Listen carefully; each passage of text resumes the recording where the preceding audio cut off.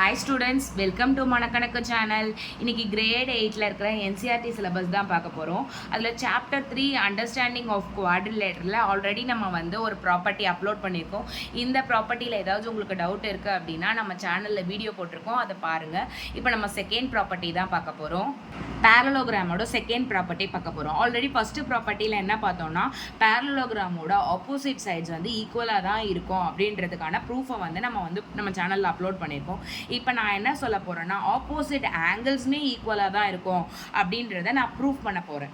So அதுக்காக நம்ம என்ன பண்ணுறோன்னா, கிவனில் வந்து ஒரு பேரலோகிராமை பற்றி பேசியிருக்காங்க. ஸோ நான் ஏபிசிடின்ற ஒரு பேரலோகிராமை கன்சிடர் பண்ணிக்கேன். பேரலோகிராம்னாலே என்னென்னு இருக்கும்னா, அதோட ஆப்போசிட் சைட்ஸ் வந்து பேரலாக தான் இருக்கும்.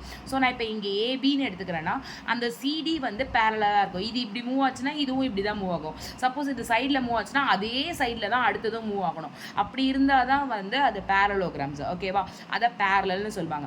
ஸோ அந்த பேரலில் மென்ஷன் பண்ணுறதுக்கு தான் இந்த டபுள் ஸ்லாஷ் போட்டிருக்கேன் பாருங்கள்.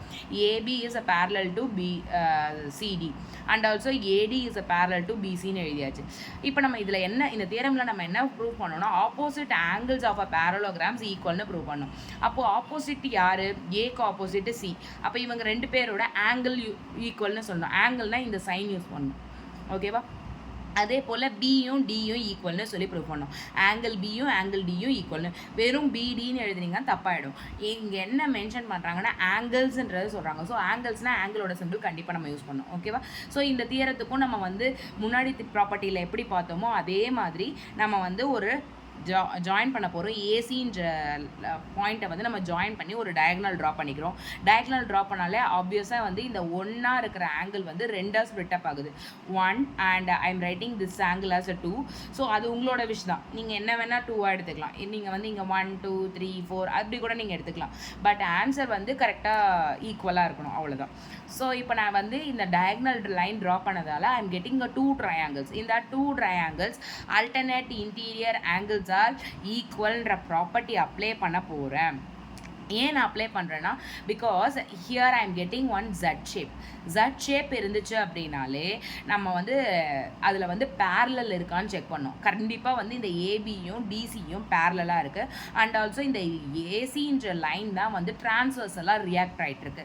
அப்படி இந்த கண்டிஷனை சாட்டிஸ்ஃபை பண்ணிச்சுன்னா அல்டர்னேட் இன்டீரியர் ஆங்கிள்ஸ் ஈக்குவல்னு சொல்லலாம். அல்டர்னேட்னா பக்கத்தில் இருக்கிறது ஞாபகம் வச்சுக்கோங்க.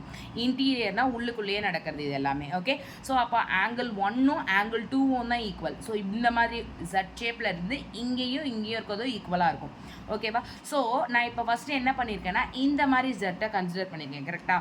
சப்போஸ் இந்த ஜட்டையும் நம்ம கன்சிடர் பண்ணலாம். ரொட்டேட் ஆகிருக்க ஜட்டையும் நம்ம கன்சிடர் பண்ணலாம். ஸோ நான் அந்த ஜட்டை கன்சிடர் பண்ணேன்னா ஸோ நம்மளுக்கு இது கிடைக்கும். இதுலேயும் ஏடின்றது பிசின்றது பேரலல் சொல்லி நம்ம ஃபஸ்ட்டு கண்டிஷன்லேயே எழுதிட்டோம். கரெக்டாக?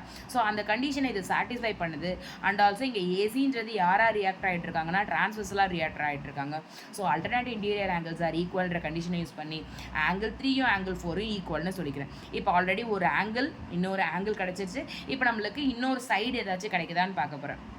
இந்த ட்ரையாங்கிள்லையும் இந்த ட்ரையாங்கிள்லையும் காமனாக இருக்கிறது ஒரு சைடு, ஏசின்ற சைடு. ஸோ அப்போ அந்த ஏசின்றது இந்த ட்ரையாங்கிள்லையும் இருக்குது, அந்த ட்ரையாங்கிள்லையும் இருக்குது. Because AC is a common சைடுன்னு சொல்லி எடுத்துக்கிறேன். கண்டிப்பாக நீங்கள் இந்த சைடில் ஒய் இதெல்லாம் ஈக்குவல்னு சொல்லி அந்த டெஃபினிஷன்ஸ் கண்டிப்பாக நீங்கள் எழுதியே ஆகணும். ஓகேவா? ஸோ நான் என்ன பண்ணுறேன்னா, இப்போது நம்மளுக்கு 2 ஆங்கிள்ஸ் கிடச்சிருக்கு, ஒரு சைடு கிடச்சிருக்கு.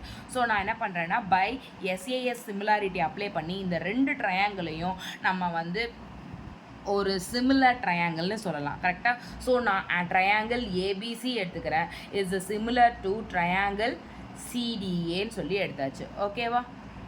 நிறைய பேர் இதில் எழுதும் போது இந்த ட்ரையாங்கிள் சிம்பிளுக்கு பதிலாக ஆங்கிள் சிம்பிள் எழுதுவீங்க. அந்த மாதிரி எழுதுனா கூட தப்பு தான். ஓகேவா? இந்த 2 ட்ரையாங்கிளும் கான்க்ரூவன்ட் ட்ரையாங்கிள்னு சொல்லி ப்ரூவ் பண்ணியாச்சு. இப்போ இந்த 2 ட்ரையாங்கிளும் கான்க்ரூவன்ட் ட்ரையாங்கிள்னு சொல்லி ப்ரூவ் பண்ணிட்டோன்னா அந்த 2 ஆங்கிள்ஸுமே ஈக்குவல் தான் இருக்கும். ஸோ இப்போ இந்த ஏன்ற ஃபஸ்ட்டு இருக்கிற ஆங்கிளும் ஈக்குவல், ஏ ஆங்கிளும் சி ஆங்கிளும் ஈக்குவல், பி ஆங்கிளும் டி ஆங்கிளும் ஈக்குவல், சி ஆங்கிளும் ஏ ஆங்கிளும் ஈக்குவல். லைக் தட் நம்ம எழுதலாம். கரெக்டாக? ஸோ இப்போ பாருங்கள், ஏவும் சியும் ஈக்குவல்னு சொல்லியிருக்கேன். ஏவும் சியும் ஈக்குவல்னா அப்போ ஏவும் சியும் யார்? ஆப்போசிட்டில் இருக்கிற ஆங்கிள். அதே போல் பியும் டியும் செகண்டில் பிளேஸில் இருக்கவங்க செகண்ட் பிளேஸில் இருக்கவங்க பியும் டியும் ஈக்குவல்னு சொன்னோன்னா அப்போ அவங்க 2 பேரும் ஆப்போசிட் ஆங்கிள்ஸ் தானே. இப்போ நம்ம ப்ரூவ் பண்ணோமா opposite sides of parallelograms are equal மெஷர்னு சொல்லி நம்ம ப்ரூவ் பண்ணிட்டோமா? அவ்வளோதான், நம்ம இந்த ப்ராப்பர்ட்டியை ப்ரூவ் பண்ணியாச்சு. சிபிசிடின்றது உங்களுக்கு ஃபுல் ஃபார்ம் தெரியும், corresponding parts of congruent triangle. 2 triangle congruent சொல்லி ப்ரூவ் பண்ணதுக்கு அப்புறமேட்டுக்கே நம்ம வந்து சைட்ஸ் எடுத்துக்கலாம், இல்லை ஆங்கிள்ஸை கான்குருவன் சொல்லி எடுத்துக்கலாம். ஓகேவா? ஸோ கண்டிப்பாக இந்த வீடியோ உங்களுக்கு பிடிச்சிருக்கும்னு நினைக்கிறேன். உங்கள் ஃப்ரெண்ட்ஸுக்கும் ஷேர் பண்ணுங்கள். உங்களுக்கு ஏதாச்சும் டவுட் இருந்துச்சுன்னா கமெண்ட் பண்ணுங்கள். கண்டிப்பாக அதுக்கான வீடியோ நம்ம போஸ்ட் பண்ணலாம். மறக்காமல் சப்ஸ்கிரைப் பண்ணுங்கள். Thank you students.